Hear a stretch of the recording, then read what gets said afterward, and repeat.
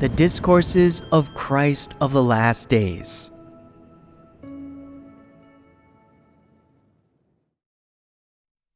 The differences between speaking the words and doctrines and the truth reality. Excerpt. What is the truth reality? What does it refer to? It refers to the practicing of the truth. When people understand the truth and can put it into practice, the truth will become their reality. It will become their life.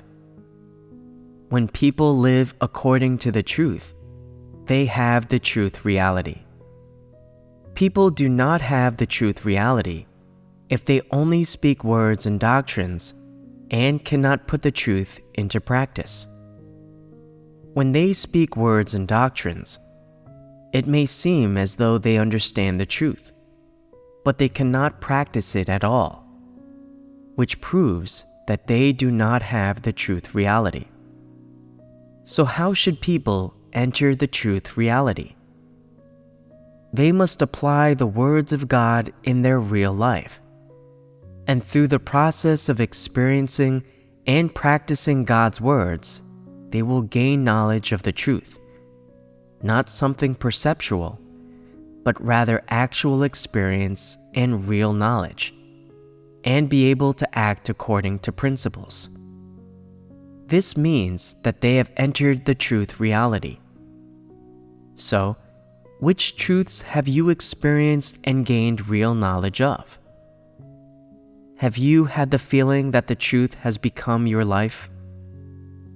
When you take a passage of God's words, no matter which aspect of the truth they address, you can hold yourself up to them for comparison, and they coincide perfectly with your states. And you feel extremely moved, as though God's words have touched the innermost depths of your heart. And you feel that His words are totally correct, and you fully accept them.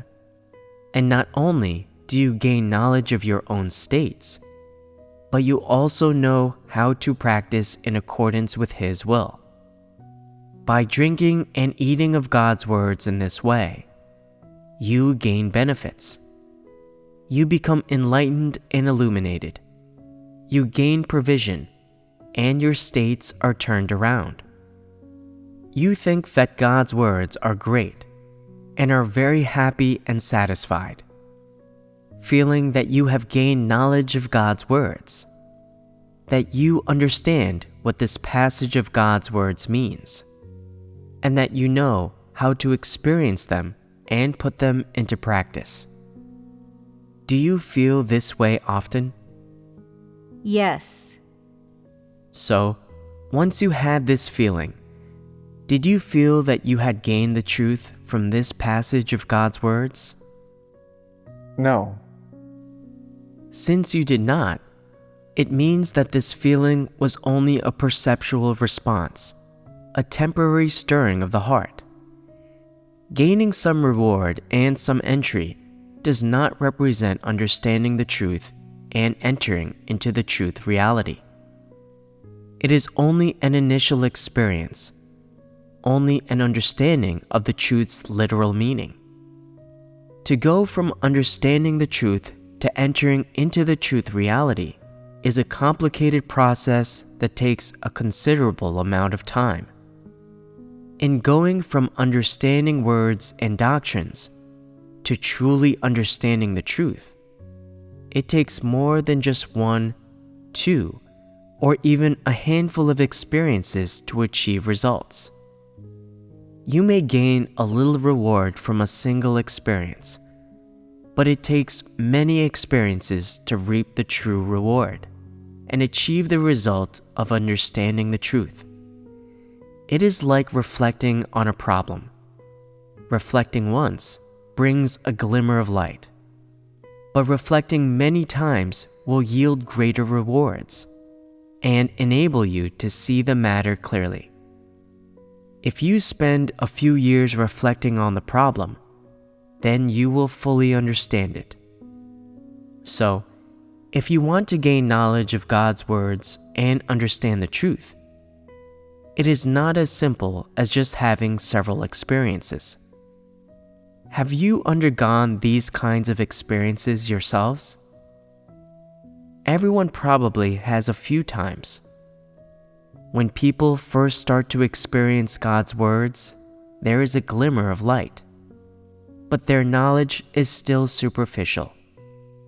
It is similar to understanding doctrine, only that their knowledge feels a bit more practical and cannot be explained clearly in 1 or 2 sentences. Their fellowship makes others feel that their knowledge is a bit more practical than words and doctrines. If their experiences become deeper and they can speak about some details, then their knowledge will feel more practical still. If people continue to have experiences after that for a period of time, and can speak with true knowledge of God's words, then their knowledge will be elevated from the perceptual to the rational. This is true understanding of the truth. When people go on to further experience God's words and put them into practice, they will be able to grasp the principles of the truth and know how to practice the truth. This is what it means to enter into the truth reality. At this time, when they give experiential testimony, those who listen will feel that it is practical, and they will praise it profusely. When one reaches this level, God's words will become their life reality, and it is only this kind of person who can be said to have gained the truth. This is the simplified process of experiencing God's words and gaining the truth, which is something that cannot be achieved without at least several years, or even more than 10 years of effort. When one begins to experience and practice God's words, they imagine that it will be quite simple. But when something befalls them, they do not know how to confront or handle it, and all sorts of difficulties arise. Their notions and imaginings will create obstructions. Their corrupt dispositions will create disturbances, and when they encounter setbacks and failures, they will stop knowing how to experience. People with corrupt dispositions are especially fragile and easily become negative. And when they are attacked, slandered, and judged, it is easy for them to collapse and be unable to get back up. If these problems can be resolved by seeking the truth, if one can rely on God to stand firm, then they can embark on the path of pursuing the truth. If one is not interested in the truth and does not treat the truth as something precious to be experienced and gained, then they do not have strength in their practice of the truth, and they will collapse and become stuck at the first sign of difficulties. This type of person is a coward, and it is not easy for them to gain the truth. God's words are the truth, a new life that He has gifted to people. And what is the purpose of accepting the truth? It is to gain the truth in life, to experience the truth as if it is one's own life. Before the truth becomes one's life, the purpose of accepting the truth is mainly to resolve corrupt dispositions. Which corrupt dispositions can this resolve? It mainly resolves things such as rebelliousness, notions and imaginings, arrogance, conceit, selfishness, despicableness, crookedness, deceitfulness, being perfunctory and irresponsible, and lacking conscience and reason. And what is the final result that is reached from this? It is that one can be an honest person who submits to God, who honors Him as great, who worships Him, who is loyal to and truly loves him, and who will submit to him until death. This kind of person is entirely living out the semblance of a real human. They have become a person who has the truth and humanity. This is the highest realm that one can reach in the pursuit of the truth. So how can people eat, drink, and experience the words of God in order to resolve their corrupt dispositions? This is not a simple matter. Corrupt dispositions are a problem that truly exists, and they are often naturally revealed in people's real lives. No matter what befalls people, and no matter what they do, their corrupt dispositions will always be revealed. For example, no matter what people say or do, most of the time they have certain intentions and aims. Those with discerning eyes can sense whether the way that people speak and act is true or false, as well as the things that are concealed within their words and actions, and the traps that lie within them. So are these things revealed naturally? Can people keep them hidden? Even if people do not say or do anything, when something befalls them, they still have a reaction. These things are revealed firstly from their expression, and then even more so through their words and actions. Those with discerning eyes will always notice, and only fools and idiots cannot distinguish it. It could be said that it is normal for people to reveal their corruption, that this is a real problem that exists for everyone. What is the purpose of God speaking so many truths in His work during the last days? He speaks these truths to resolve people's corrupt dispositions and the root causes of their sins, to save people from Satan's corruption, to help people attain salvation and break away from Satan's influence, and especially to bestow people with the life, the truth, and the way. If people believe in God but do not accept the truth, they cannot be cleansed of their corrupt disposition, and thus cannot attain salvation. So, those who truly believe in God will put effort into practicing and experiencing His words, will self-reflect and try to know themselves when their corrupt disposition is revealed, and will seek the truth of God's words to resolve this corrupt disposition.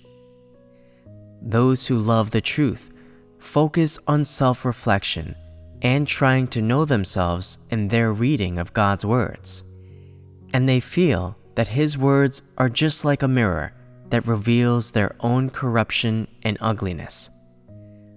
This way, through God's words, they come to accept His judgment and chastisement, and they gradually resolve their corrupt disposition.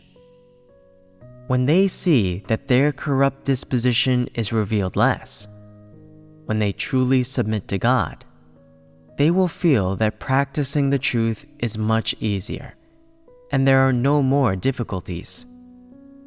At this time, they will see a true change in themselves, and true praise for God will develop in their heart.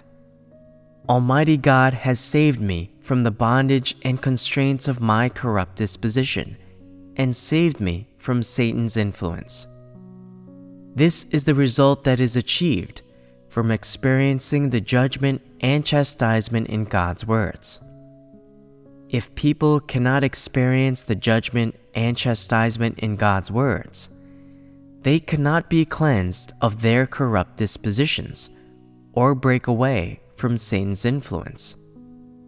There are many people who do not love the truth, and even though they read God's words and listen to sermons, afterward they speak only words and doctrines, and as a result, they do not resolve any of their corrupt dispositions, despite believing in God for many years.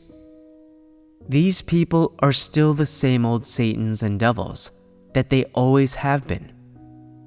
They thought that as long as they spread God's words, as long as they recited a few of God's words and fellowship with others on His words, as long as they could speak many words and doctrines, and as long as they could understand doctrine and learn self-control, they would resolve their corrupt dispositions. As a result, after believing in God for many years, there is still no change at all in their life dispositions. They cannot speak about experiential testimony, and so they are dumbfounded. After many years of believing in God, they are empty-handed and have not gained any truth, having lived in vain and wasted time for all these years. Now, there are many false leaders and workers who are like this, only focusing on doing work and giving sermons, rather than putting effort into practicing and experiencing God's words. So, are they on the path of pursuing the truth? Absolutely not. What is the most important reality for those who believe in God? It is practicing the truth. What is the most important part of practicing the truth? Is it not that one must first have a grasp of the principles? What then are principles? They are the practical side of the truth, the standard that can guarantee results. Principles are as simple as this. When taken literally, you think that every sentence of God's words is the truth, but you don't know how to practice the truth. It is because you don't understand the principles of the truth. You think that God's words are totally correct, that they are the truth, but you don't know what the practical side of the truth is, or the states that it targets, what the principles are here, and what the path to practice is. You cannot grasp or understand this.